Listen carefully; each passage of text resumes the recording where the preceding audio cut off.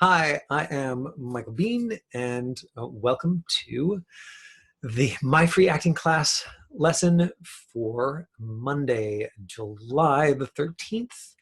You can find these lessons at myfreeactingclass.com. You can also find the recorded lessons if you just basically easiest way is just go to myfreeactingclass.com and follow the link. I post all of my lessons to confidenceoncamera.com, and Kirsten posts all of her lessons on screenactingschool.com, but you can find links to those. So confidenceoncamera.com. There we go. It's in the chat window for anybody who doesn't have it.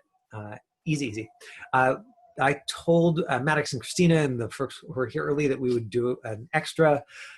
One of the things that I like to talk about on Mondays is camera technique and camera setup. Today, the script that I want to go through has a whole bunch of details. And so just a reminder that if you do not want to be called upon to participate or for me to talk about your camera setup, just turn off your video. And then I'll be like, oh, they don't want me looking at them and they don't want me asking them to help. And if you are okay with me doing both of those things, then just leave things exactly as they are. So a quick reminder of oh man, we've gone over this a million times. I'm not sure I need to go over it again. Eye line, the line between your eyes and what you're looking at. So when I ask you to demo today, please keep your eye line very, very close to camera. We're going to be looking for a clean background of any kind. So Christina's background, clean. Maddox's background, clean.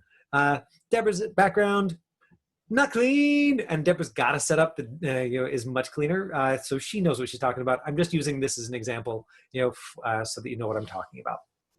We want a light reflected in your eyes, so you usually want a big window, and possibly a window and a desk lamp directly behind your camera. And you want to elevate the camera to the same level of as your eyes. Otherwise, you're not going to get the good eye light, even if you've got a good setup, like the one that I've got here. And let me see if I can show you, right? So if I'm end up shooting down on myself, even though I've got excellent eye light here, then we can get into this position where, like, not only do I look like I've got an insanely large forehead, which I do, but like extra insanely large, but then you don't get the same eye light, because my my eyebrow ridge is shading it. So technicalities. Those of you who are doing demos, today is going to be particularly important to be standing. So if you want to fiddle around with your camera, to stand up. And let me show you Mordecai. So I thought I would start with like a short adult script, so the adults aren't like, why do you always neglect us, Michael Bean, and do all these kid scripts? And then we're going to do a kid script, and I'm going to ask the folks who are not still teenagers to look at it in terms of technical skills, because that's really what we're here to learn.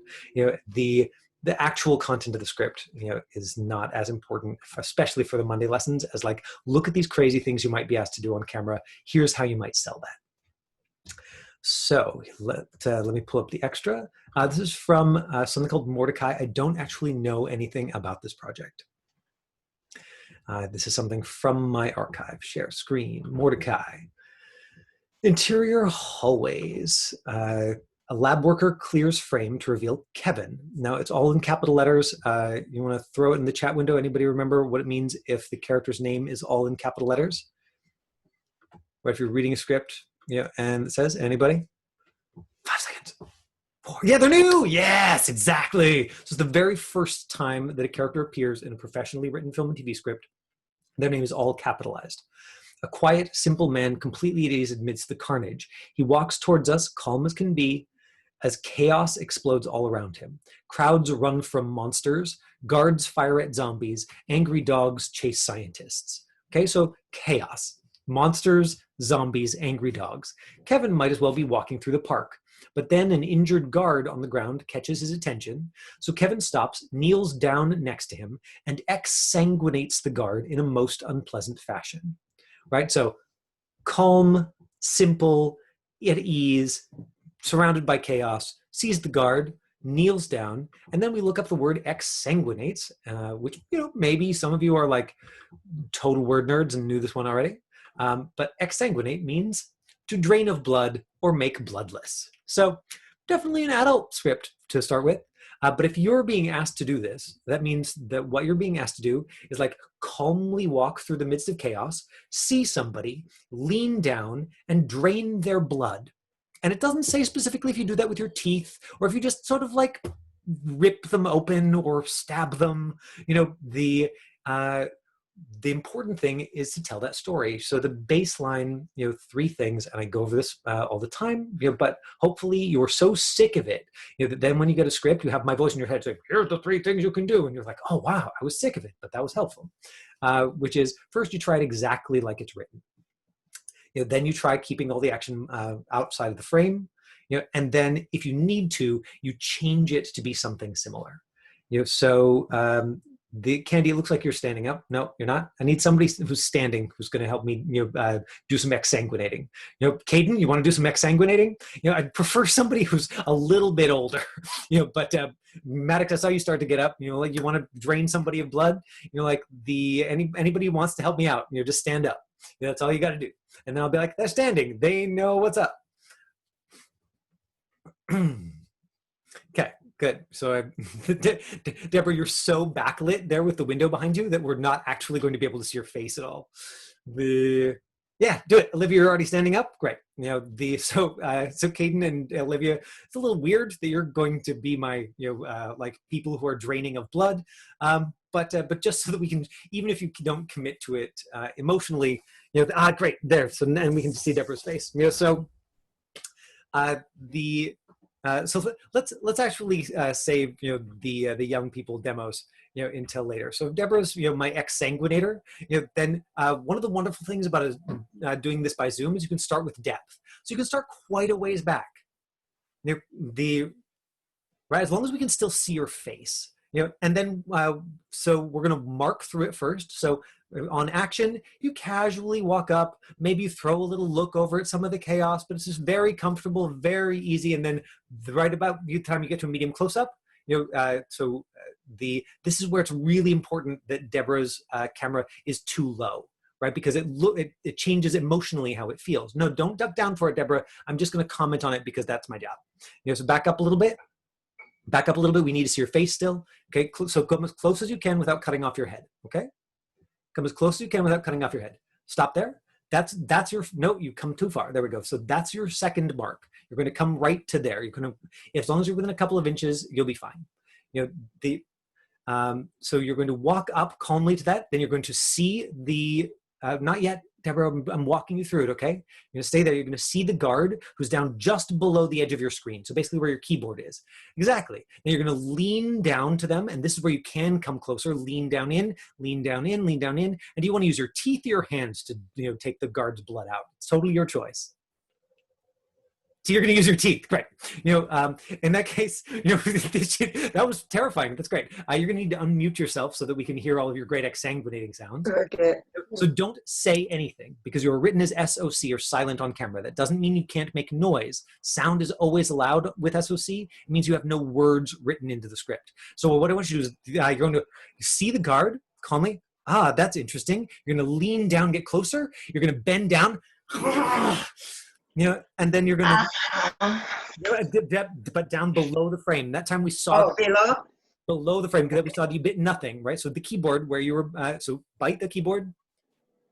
Bite the keyboard. We're just marking it, Deborah. We're not doing it yet. We're just marking it. Okay. Bite the keyboard, please. So bite the keyboard, please. Lean in and bite the keyboard. No. Lean in all the way in, all the way down below the edge of the frame. Bite the keyboard, and then come back up. You know, and then calmly wipe your mouth. And then continue your casual stroll. Yeah, so we've given her a moment before, a moment after, and as long as she totally commits to the bite, it'll work. She is like a vampire. She is. Great. So go back to your first mark, which is all the way at the back, Deborah. You know, and I'll talk you through it if we need to, but right now let's just see you try it. Stand by and action. Calm, calm, calm. Oh, that's interesting. Aha. Good. Now, Deborah made a classic mistake, you know, here, which is that she chose to be silent. And you can hear that that's super weird. Like if we don't hear breath, if we don't hear sound of some kind, if she hears the words silent on camera and then she does it silently, she's the one who looks bad and weird. So you have to make sound to make this make sense. Now you don't make sound effects, make human sounds, right? So you don't have to make sounds for the guard, you're making sounds for you. Does that make sense? Mm-hmm. And as casual as possible as you're walking up. Stand by and action.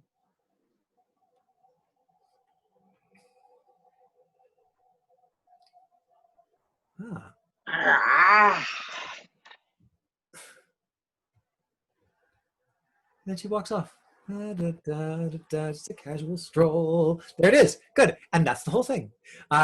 So weird, creepy, but if she doesn't do the physicality, it doesn't make sense. Like this one, it was actually, I pulled it for this class because I'm like, oh, this is a actually physicality based audition. There were no lines. And so if you don't make choices about that moment before or moment after, what comes immediately before or after the script, there's no story to be had here. Okay, let's move on to the team one, and Caden and Olivia and anybody else who wants to jump in. There's so many different things that you can demo for this one. It's pretty rad. Ezekiel, if you're feeling nappy, you know what? You could stand up and then I could demo for you. The Maddox, would you read the lines for this character for me? Great. So let me show you the script. Okay. So I'll read the stage direction, and then I will get Maddox to read the lines for me. This is from a project called The Boy Who Cried Werewolf. It's a Nickelodeon movie. And we're just, now normally if we were doing the story session, I would suggest that we read all the crossed out stuff, but it's already quite a long script, so we're just gonna read just the script here. So, interior Jordan's room, night. Tilt down from the moon through the window as the door creaks open and Hunter enters. Moonlight is all that illuminates the room. Jordan? Heavy breathing, growling emanates from the dark corner. Hunter says nothing for a moment. Jordan, I know what's going on. No answer. You're in denial. Right now, everything seems great. It's really hard to hear you, Medic. Can you either speak up or change your audio settings? Oh, can you guys hear me better? Better, thank you. You're rolling around in the grass, eating steak, playing with the other dogs, but you have no idea how bad this can be. Look at that. He points to the nearly full moon. It's only going to get worse. You need help. But I can't help if you won't let me. Her breathing becomes heavier, but no response. I can't just stand here and watch this happen, Jordan. You're a wolf. You're a werewolf. And I'm getting Dad. Right, so remember, this is a Nickelodeon comedy. Hunter turns to walk out. Just then he hears a deep growling that freezes him and chills him to the bone. Hunter slowly turns to see his sister, who has stepped forward into the light. It is a terrifying sight. She is nearly transformed into a werewolf, teeth glowing, fur sprouting around her face. In a low, growling voice, Jordan says, "Run." Interior Wolfsburg Manor hallway, night. Hunter races out of Jordan's room and down the hallway. After a moment, Jordan leaps into view, growls loudly, and gives chase. Hunter looks back over his shoulder in fear. Jordan picks up the pace as she gains on him. She transforms into a full werewolf, VFX sensor visual effects, doubling over until she's finally running on all fours. Dad! Werewolf Jordan, VFX, leaps through the air and pounces on her brother, bringing them both to the ground. Long pause. Hunter, out of breath, terrified, looks up at Werewolf Jordan, VFX, who is now unrecognizable. She leans close to his face, deep growl, eyes bright yellow. He can barely breathe as a drop of drool lands on his cheek in slow-mo. I'd like to take this moment to apologize for every time I ever freaked you out. Because right now, you are totally freaking me out. Werewolf Jordan growls at him menacingly. Hunter is frozen, unsure if this is his last moment on Earth. Suddenly, a voice from downstairs. "Hey, guys, what's going on up there?" Werewolf Jordan's head snaps towards the sound of her father's voice, her ears pricking up.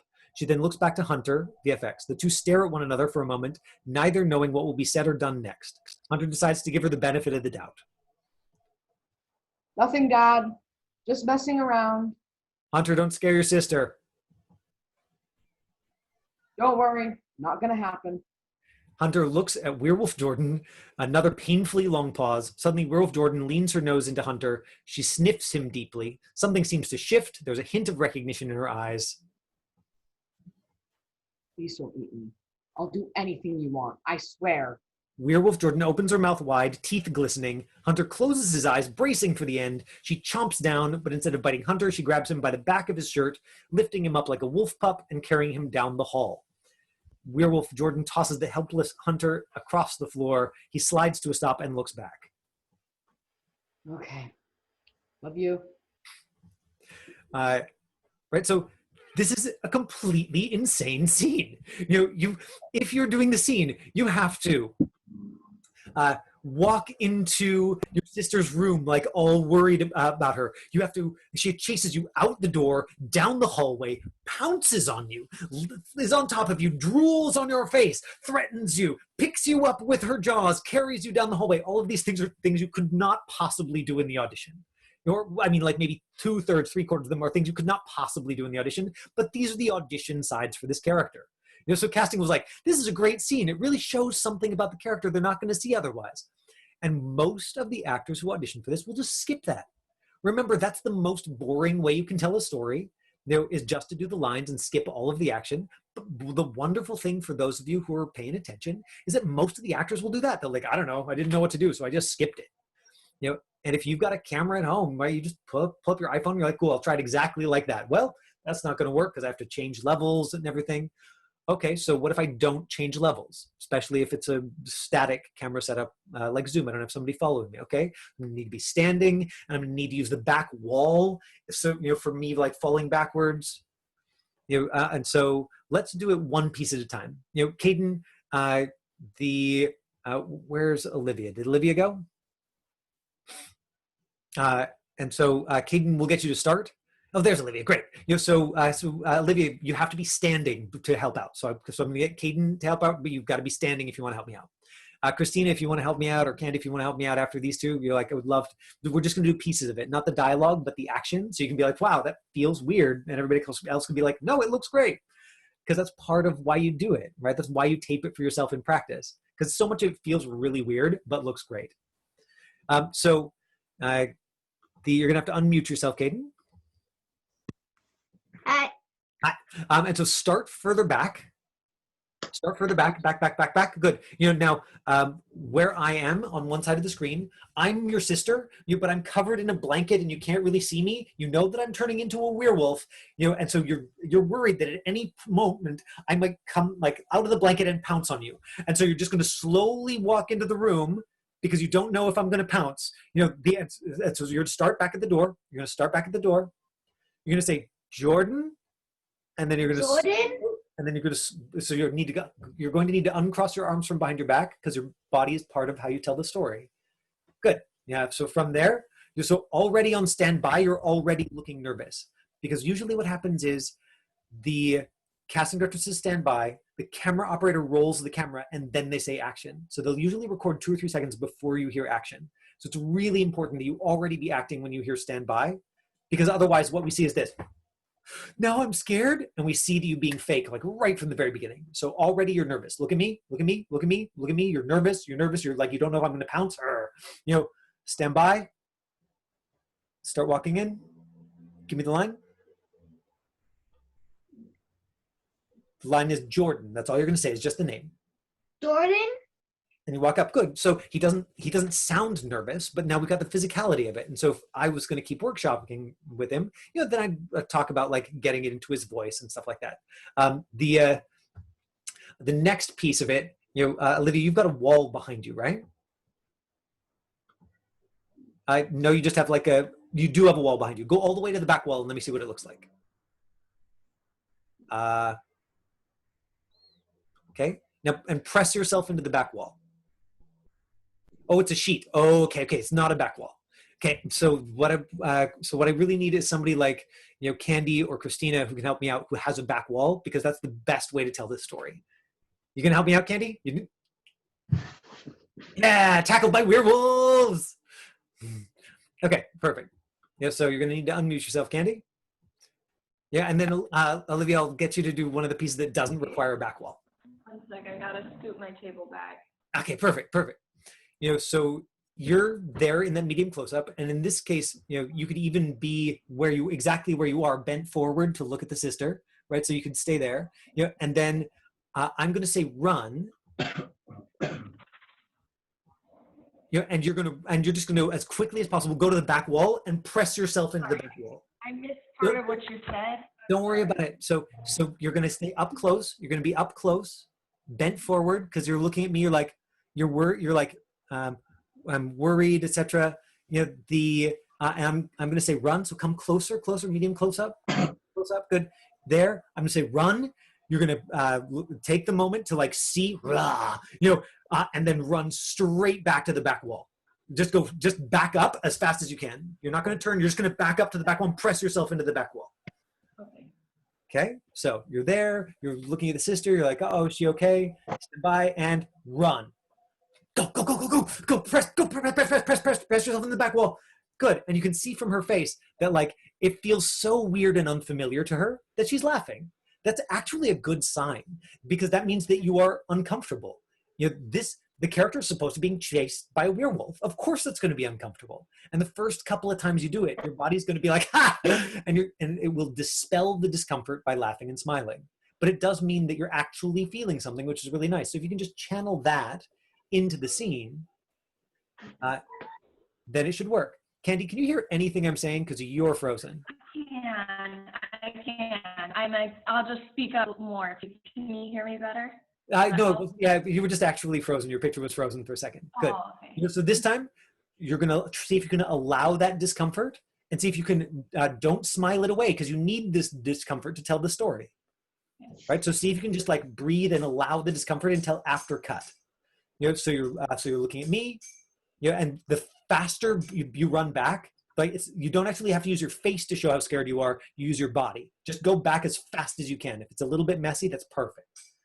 Okay, stand by. And yeah, so when I say run, just go back to the wall as fast as you possibly can, right? Because that's going to show that you're scared of the thing way more. Okay, stand by and run. Exactly. See? And so the what you do with your body is tells that story.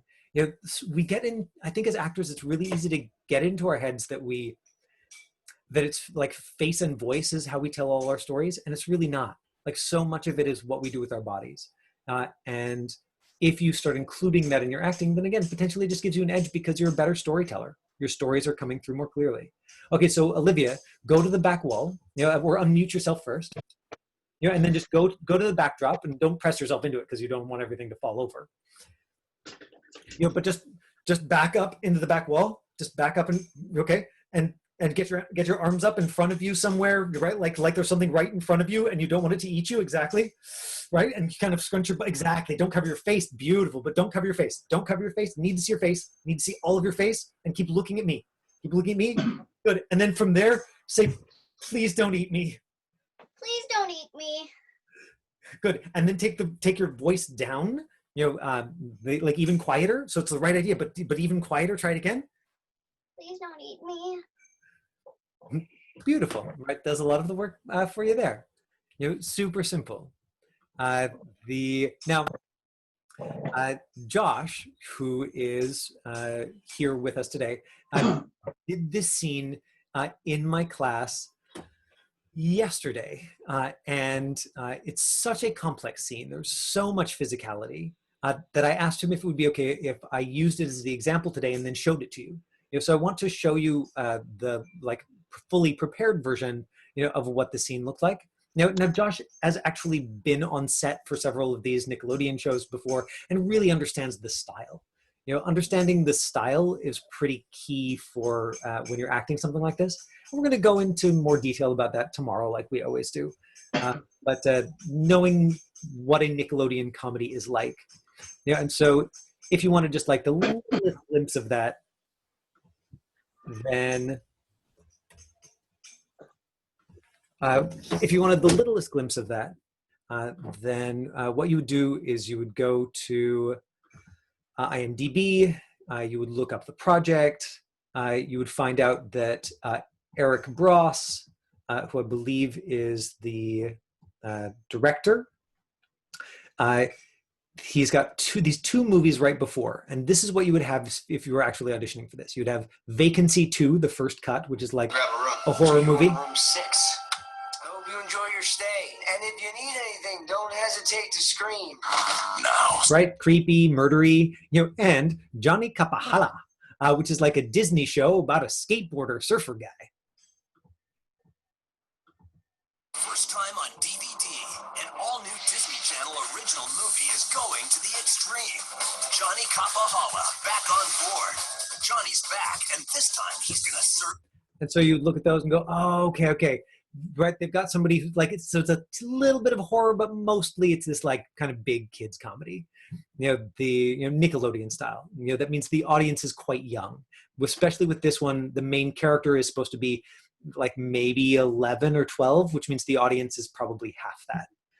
I don't know if I've talked about this in these lessons, but shows are typically produced for the aspirational age of the audience, the age their audience wants to be. And so the question I ask in class a lot is, how young were you when you first started watching shows that had characters the age that you are currently? And if we're talking about like characters that are in their early teens, then usually the answer is like 5, 6. Like that's the main audience for those shows is quite young. So let me pull up Josh's video and show you that.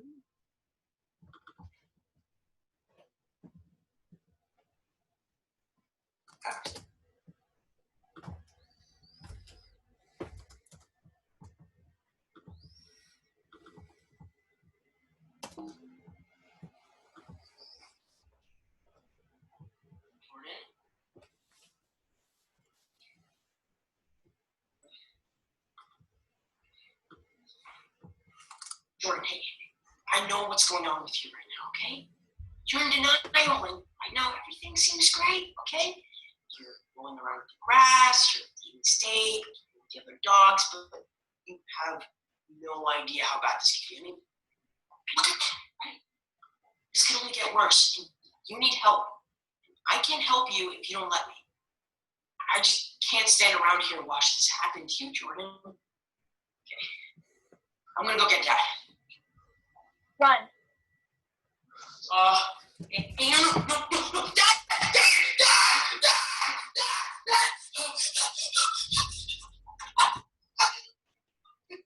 To apologize to you for every single time I never freaked you out, okay? Because right now you're totally freaking me out. Guys, what's going on up there?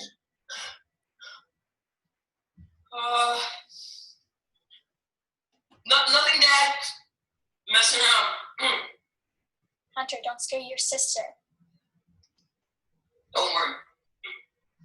Not gonna happen. Right, so there's an opinion of the relationship with the dad. He's taken his time to find it, and so much of the scene is about physicality. Please don't hit me, okay? Don't do anything you want to. I swear. No.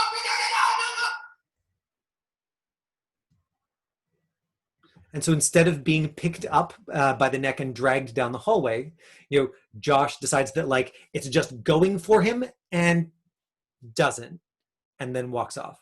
So he's done that thing. You're right. You do exactly what it is. You try and keep it off camera. But like it picks you up by the neck and drags you down the hallway. That one's not going to work. So you're going to have to adjust it to something that tells the story. That's what he's done there.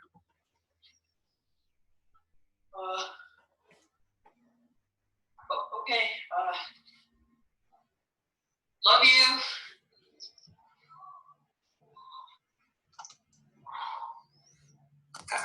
Right, and there's even a moment after of him dealing with the aftermath of the situation, like dealing with the wolf. So it's such a challenging short scene that I've sometimes used it in class, as like an actor challenge. When people arrive, I'm like, hey, here's this thing that's practically impossible. Try that, students. And I wanted to go over with you today so that you could see what it looks like once somebody's.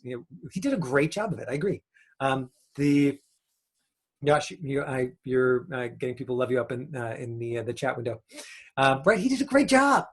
But I wanted you to see what that looks like. That so often you read a script like that and you're like, this is impossible. Like, how could I tell this story? And it just takes some trial and error. Like, it just takes playing with it.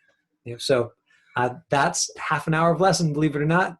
Come back tomorrow, and we're going to go over the story questions. I've been playing with the story question template that I've been using in the last couple of months, and I've trimmed it down some in a way that I'm excited to show you. Right? I was like, just want to make this one page. I want to make sure that I can get through this in 5-10 minutes, with the students in my lesson, instead of taking quite so much time with it, to see if I can make it more effective. So I'm going to allow you to unmute yourselves. There you go. Everybody who needs to go, please feel free. And everybody else, if you want to unmute and say bye. And then I'll stick around for 15 minutes. Bye. Bye. Bye. Thank you so much, Bean. Bye. My pleasure. All right. Questions? Has anybody got anything that is like, doesn't have to be in any way related to the lesson? I want to make sure that I'm talking at least some about the things you want to talk about, and not just about the things that I think are interesting today. So what's on your minds?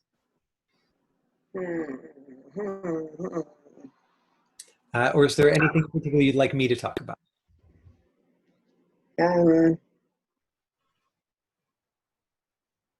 I always like to listen to everything you have to talk about. Well, so there's lots of the industry stuff that I haven't talked about. Like at the very beginning, I was doing camera on Monday, and I can't remember, something on Tuesday, and story on Wednesday, and industry on Thursday. And so I haven't talked about a lot of industry stuff. I haven't talked about resumes and headshots and demos. I haven't talked about like the role of the casting director. There's a lot of stuff in there that I think is relevant and useful.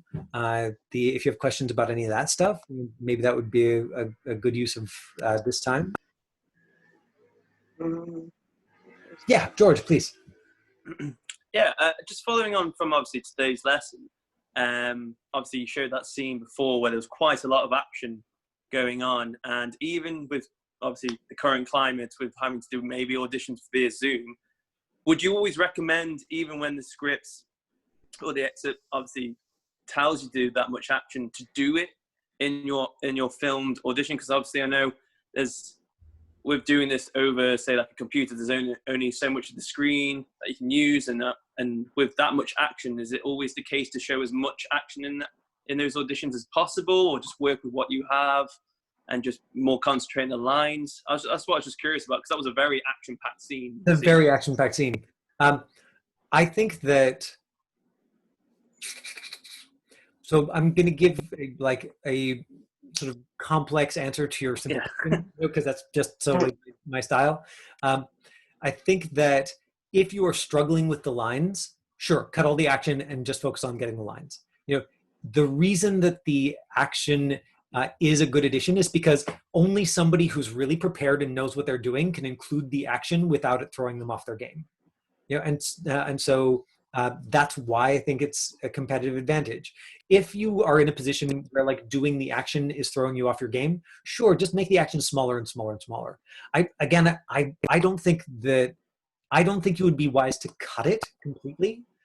But Josh's scene, the scene we saw Josh, could have worked if he'd set up his camera, a foot from the wall, and the whole scene had been like one step forward, one step back, relationship. Oh, she left. And that would have been like smaller, cool. That's the smallest version of it. And then he could have stayed in a medium close up for the whole time. We would have actually been closer to his face. Maybe we would have seen more detail. So that's what I mean about like modifying the action so that you're still getting that piece of the story. But like, is it important that every time you it says you close the door, you close the door? God, no, of course not. Like a lot of that stuff you just skip. Like right? You're like, oh, actually the door's open, and I'm just going to knock on the open door on my way by. Right? That's what I'll have people do all the time. I'm just like, no, just use the back wall. Like the door's already open. Step in, like, hey. Yeah. Simple stuff like Fantastic. No, that's perfect. Thank you so much. That's really good to know that. The other questions?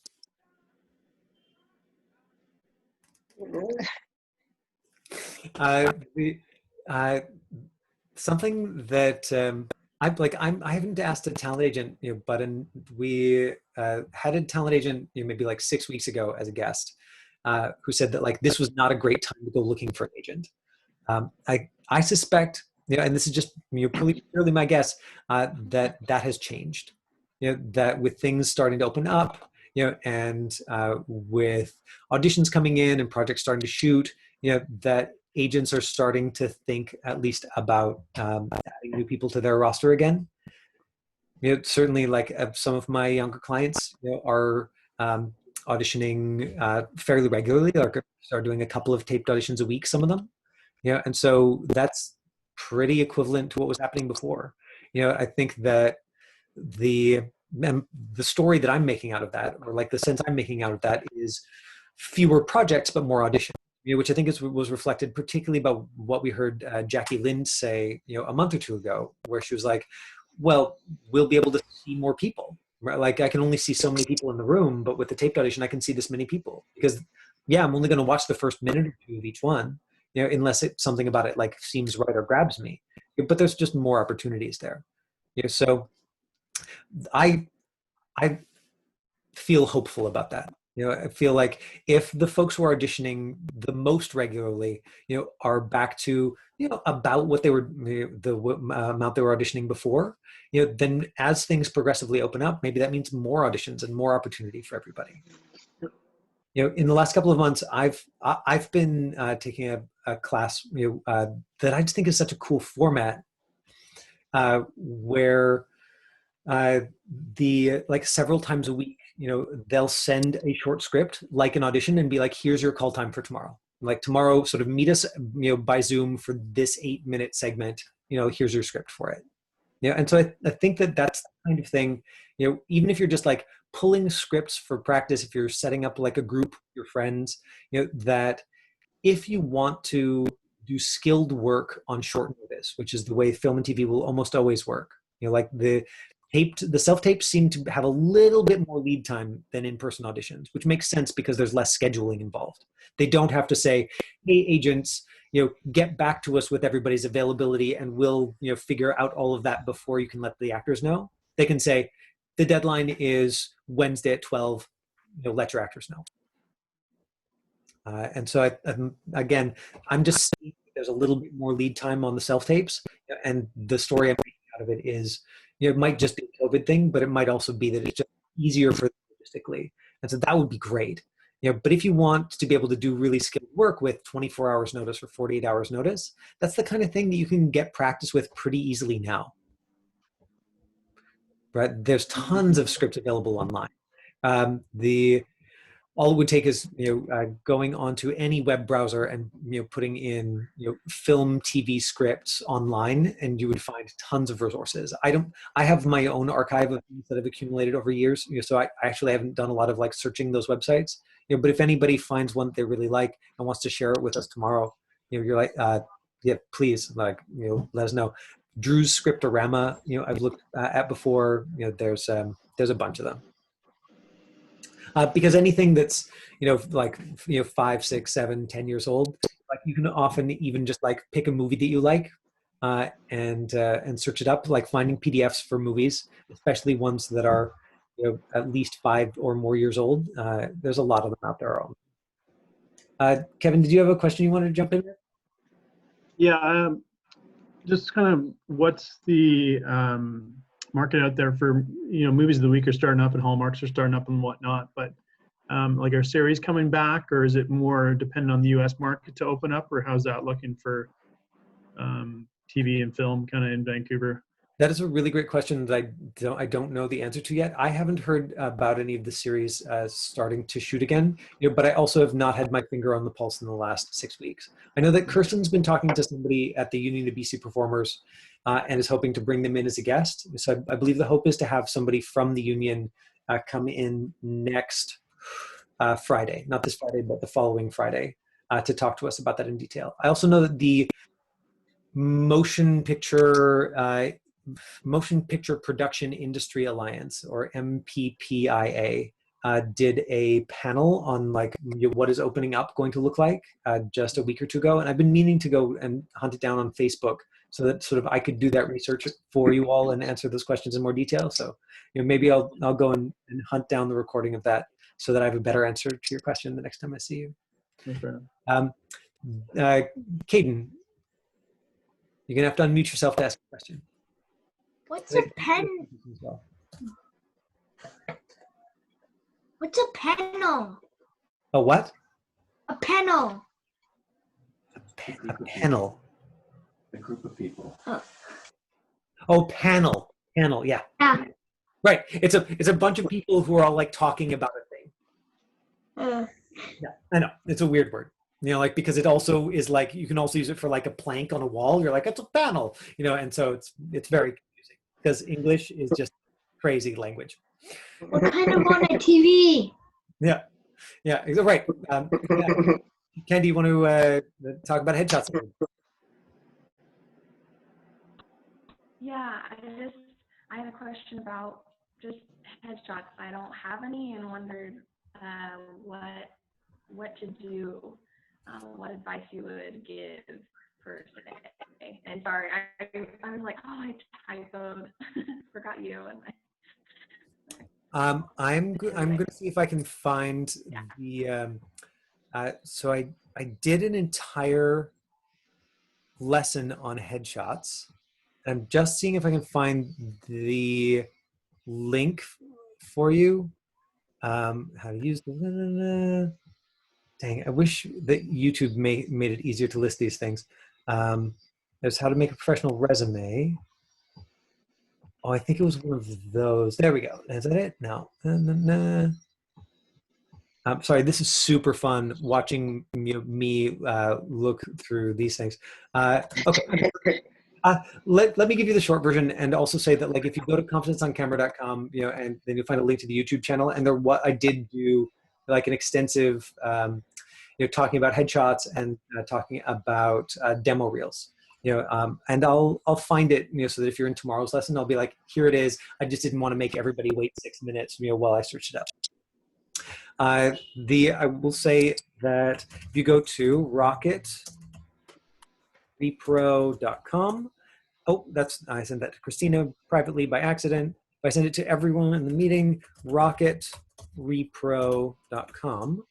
For a long time, it was the place where most professional headshot photographers had their headshots printed. And that this still is the case that lots of professional headshot photographers have their headshots printed. And what that means is they've got a very extensive gallery of headshots by professional photographers.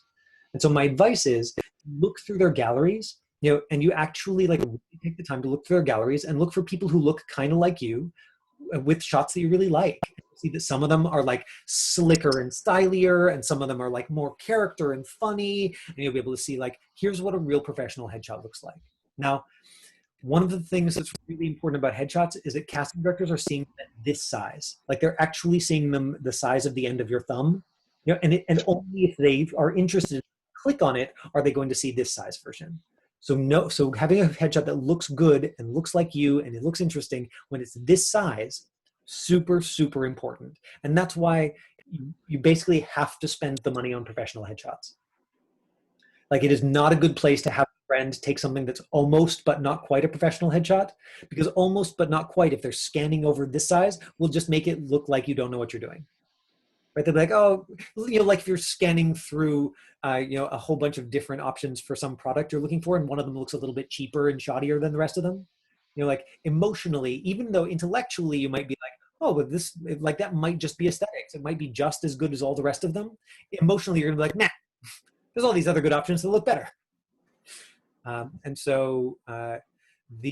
I don't recommend any one particular headshot photographer because there's so many good headshot photographers. It's a little bit like, I don't know if this analogy will make sense to you, but it's a little bit like finding a good counselor, right? Like one of the things about counseling is that like the one thing that's really correlated, with like somebody who gets benefit from counseling is their relationship with the counselor.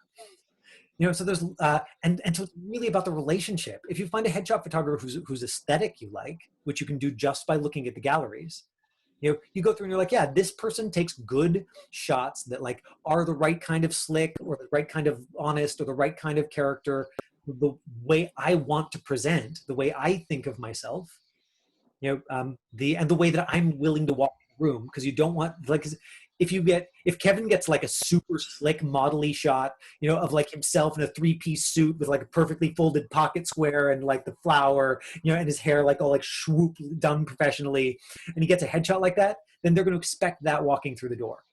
And if Kevin shows up looking like he is now, they're going to be like, wait, this isn't who we thought we were getting. I mean, like, this is cool too, but that's not who we thought we wanted.